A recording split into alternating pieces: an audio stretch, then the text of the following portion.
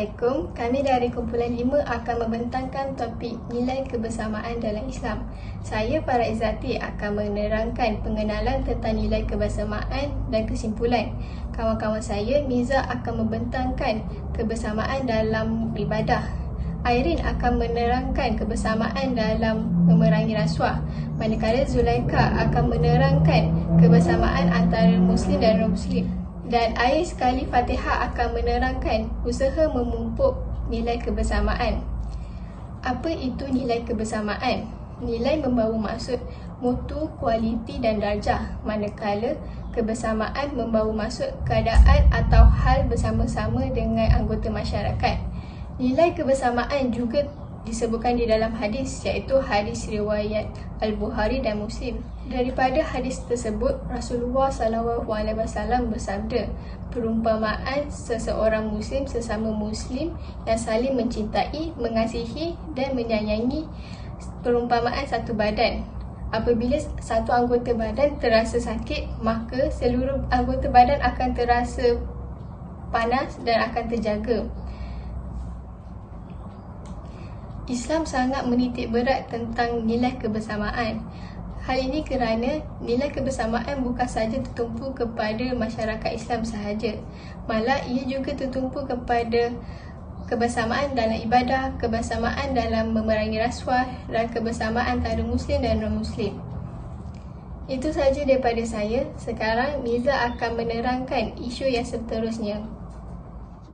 Assalamualaikum warahmatullahi wabarakatuh. Nama saya Miza Nurhani binti Muhammad Yusfu. Saya akan membentangkan poin yang pertama, iaitu kebersamaan dalam ibadah. Manusia ialah kehidupan sosial yang tidak boleh hidup sendiri. Mereka memerlukan kebersamaan dalam kehidupannya. Allah mencipta manusia beraneka ragam, berbeza darjat, berbeza orangnya. Manusia ini melengkapi antara satu sama lain. Dalam konteks Islam pula, ibadah yang utama adalah ibadah yang dilakukan secara beramai-ramai, berjemaah, bersama-sama. Sebagai contohnya, ibadah solat. Terdapat nilai yang berbeza antara solat bersendirian dan solat berjemaah. Okey, sebagai contoh, jika ibadah solat itu dilakukan secara bersendirian, maka sebarang kekurangan yang ada pada solat itu hendaklah dipertanggungjawabkan secara individu itu sendiri. Namun, jika solat itu dilakukan secara berjemaah, maka orang lain bersama kita itu akan menutup kesalahan dalam ibadah kita. Jadi, sebarang kekeliruan dalam ibadah kita dimaafkan kerana adanya kesempurnaan yang dilakukan oleh mereka yang bersama kita itu. Ini yang dimaksudkan dengan manusia ini saling melengkapi. Ternyatalah bahawa sungguh indah kebersamaan dalam ibadah jemaah. Jika umat Islam mampu memperbaiki sistem ibadahnya, maka dapat dipastikan seluruh masalah umat dapat ditemukan jalan penyelesaiannya. Itu sahaja daripada saya. Hai, Assalamualaikum. Nama saya Airin Syafiqah. Jadi, saya akan meneruskan pembentangan yang seterusnya dengan isi yang bertajuk Kebersamaan dalam Memerangi Jenayah Rasuah. Rasuah merupakan satu isu yang sering dan hangat diperkatakan oleh semua lapisan masyarakat, sama ada dalam bidang politik, perniagaan, penguatkuasaan dan macam-macam lagi. Jadi, apa itu rasuah? Definisi rasuah menurut Kamus Dewan edisi keempat ialah bermaksud pemberian untuk menumbuk rusuk, iaitu menyogok, menyuap, sogok ataupun suap.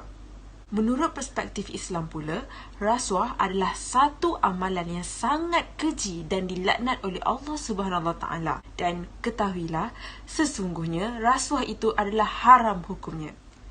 Ajaran Islam telah menegaskan dan menekankan bahawa menjadi tanggungjawab seluruh umat Islam untuk melaksanakan aktiviti amar makruf nahi mungkar. Apa itu amar makruf nahi mungkar?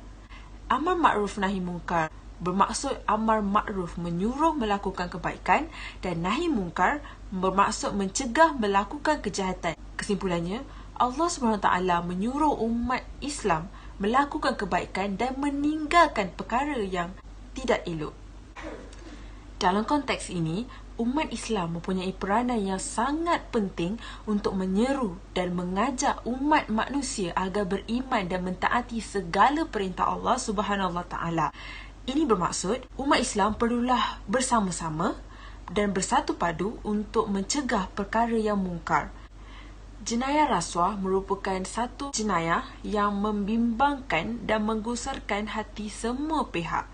Kerana jika tidak dibendung dari awal, ia akan menjadi barah yang akan merosakkan sesebuah institusi negara. Rasuah boleh menghakis sistem keadilan, nilai-nilai murni dan menggugat pemerintahan secara demokratik.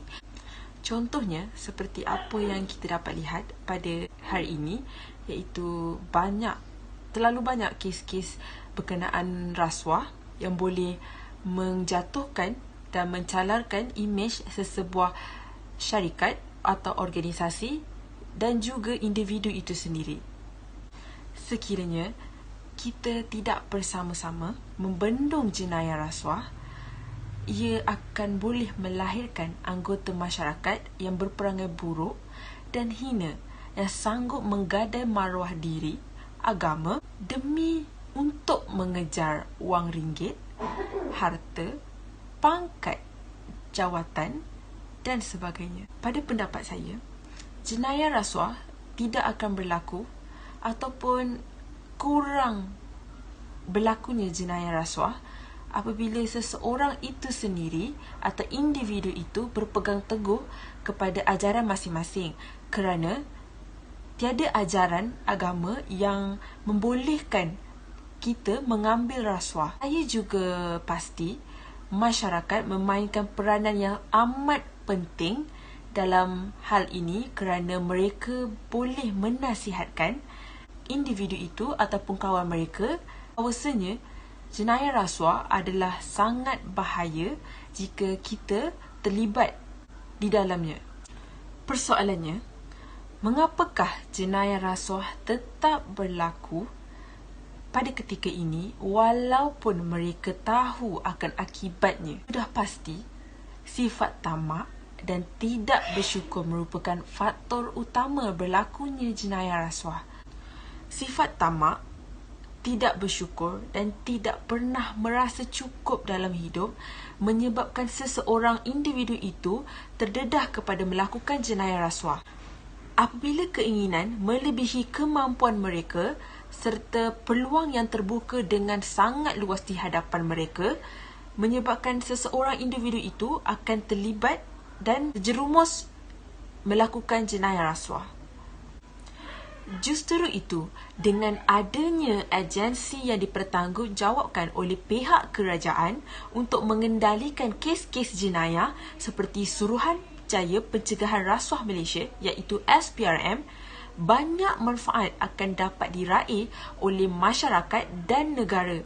Namun, kita harus ingat, perjuangan ini hanya sia-sia jikalau hanya pihak SPRM sahaja yang bertungkus lumus untuk membantras isu jenayah di Malaysia. Kita perlu mengambil tempat untuk membantu pihak SPRM dalam menangani jenayah rasuah, seperti membuat aduan sekiranya kita melihat berlakunya jenayah rasuah di hadapan mata kita ataupun di sekeliling kita.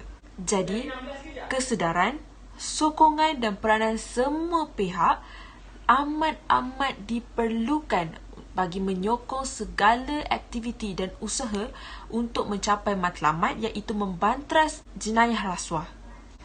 Secara tuntasnya, pelaksanaan tanggungjawab ini hendaklah dilakukan dengan penuh amanah, adil dan saksama. Jika tidak, kebenaran tidak dapat ditegakkan. Yang betul akan menjadi salah, yang salah akan menjadi betul. Sesungguhnya, mereka yang melakukan jenayah rasuah ini ialah mereka yang tidak berintegriti, tidak bermoral, tidak jujur dan juga tidak amanah. Dalam ajaran Islam, Rasulullah SAW memberi peringatan kepada umatnya bahawa hilangnya sifat amanah dalam masyarakat merupakan antara tanda-tanda kecil berlakunya kiamat. Sekian daripada saya. Assalamualaikum warahmatullahi wabarakatuh. Assalamualaikum warahmatullahi wabarakatuh. Nama saya Nur Zulaika binti Mak Zahari. Jadinya kita teruskan lagi dengan perbincangan video kali ini bahawa kebersamaan orang bukan Islam dan juga orang beragama Islam. Jadinya apa yang saya ingin katakan, bila saya sebut sahaja nama negara Malaysia, kita sudah terbayangkan bahawa negara ini merupakan satu negara yang popular di Asia Tenggara yang memiliki kepelbagaian masyarakat yang berbilang kaum, budaya dan juga bangsa. Antara tiga kaum yang utama di Malaysia ialah Melayu, India, Cina dan jangan lupa juga Bumiputera. Ini menjadikan Islam dan Melayu Bumiputera sebagai masyarakat majoriti di Malaysia. Jadinya perkara ini telah melahirkan Malaysia sebagai negara yang menjadikan agama Islam sebagai agama rasmi ataupun agama utama. Malaysia juga telah memegang prinsip yang telah diajarkan dalam agama Islam bahawa untuk menerima kedatangan agama lain dengan hati yang terbuka dan juga berbuat baik dengan semua orang tidak mengira agamanya. Sebagai makhluk sosial, manusia ini tidak lari untuk bersosial dengan orang lain. Atau dalam erti kata lainnya, manusia ini tidak boleh hidup bersendirian. Keinginan bersosial dapat menjadikan diri kita ini, kita dapat memperbaiki diri kita ini supaya diterima secara baik dalam lingkungan sosial yang kita inginkan. Kelompok sosial itu pula terdiri daripada latar belakang dan juga etnik yang berbeza. Namun begitu, perbezaan etnik dan juga latar belakang telah menjadi tunjang lingkungan sosial yang stabil dan juga harmoni. Ini terbukti bahawa ia dapat membawa kepada kebersamaan orang Islam dan juga orang bukan beragama Islam. Seterusnya, perkara ini juga boleh dilihat bahawa hakikatnya manusia perlu hidup dalam keadaan dalam kebersamaan di dalam konteks apa jua. Meskipun setiap manusia itu berbeza, tetapi hakikatnya kita haruslah sedar bahawa setiap manusia itu diasal ataupun dicipta dengan asal-usul yang sama, iaitu tanah. Jadinya, persamaan asal-usul ini yang akan mengubah stigma bahawa hakikatnya semua manusia ialah sama sahaja secara general. Selain itu, manusia sangat memerlukan di antara satu sama lain. Ini kerana setiap individu itu mempunyai kelebihan dan juga kekurangan dalam diri masing-masing. Jadinya, peranan setiap individu adalah untuk saling melengkapi antara satu sama lain. Sebagai contohnya, situasi di Malaysia, walaupun Malaysia ini ialah satu negara yang berbilang kaum, tetapi rakyatnya dapat hidup dalam keadaan aman dan harmoni sejak dahulu kala lagi. Jadinya ini menguatkan lagi sifat kebersamaan di antara orang beragama Islam dan juga orang bukan beragama Islam. Selain itu, pengalaman saya telah dibesarkan di dalam kejiranan yang dipenuhi oleh rakyat Malaysia yang berbangsa lain seperti China dan juga India. Tetapi saya telah pun menjadikannya sebagai satu perkara yang normal kerana perkara itu bukanlah satu perkara yang patut dibimbangkan pun kerana ia ialah sesuatu yang telah terbiasa. Kerana semuanya mahukan hidup yang aman dan harmoni. Akhir kata daripada saya, kebersamaan orang beragama Islam dan juga orang yang bukan beragama Islam dapat membawa mesej yang sangat penting di mata dunia. Ini kerana Islam itu mengajar penganutnya untuk berbuat baik dengan semua orang, dengan sesiapa saja, tidak mengira bangsa dan agamanya, demi untuk mencapai keharmonian itu sendiri. Jadi hal inilah dapat melahirkan masyarakat yang bertamadun dan juga masyarakat yang beretika. Ini juga dapat menyumbang sedikit sebanyak kepada ekonomi negara supaya ekonomi negara tersebut dapat berkembang maju untuk kepentingan bersama. Jadinya, itu sahaja daripada saya menerangkan kebersamaan orang beragama Islam dan juga orang yang bukan beragama Islam bagi saya. Jadinya, saya Nur Zulaika binti Mak Zahari mengundur diri. Assalamualaikum warahmatullahi wabarakatuh. Nama saya Nurul Fatih Osman binti Osman dan hari ini saya akan membentangkan tentang usaha memupuk nilai kebersamaan dalam Islam. Konsep nilai kebersamaan dalam Islam itu sendiri ialah kesatuan antara masyarakat dan umat Islam itu sendiri. Nilai kebersamaan ini boleh dimulakan daripada institusi keluarga. Sebagai ibu bapa, kita haruslah memupuk nilai positif dalam diri anak-anak.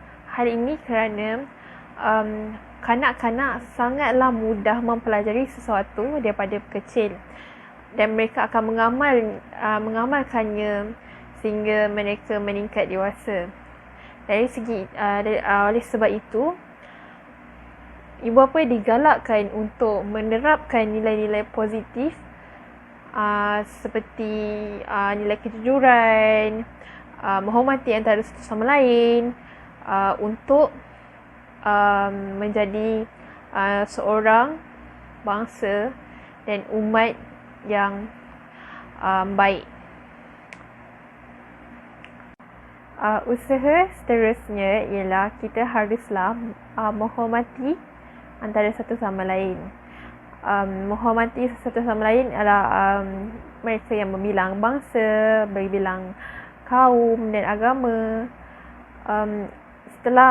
Seperti yang telah dinyatakan dalam hadis Nabi itu sendiri, kita haruslah menghormati orang yang berlainan agama.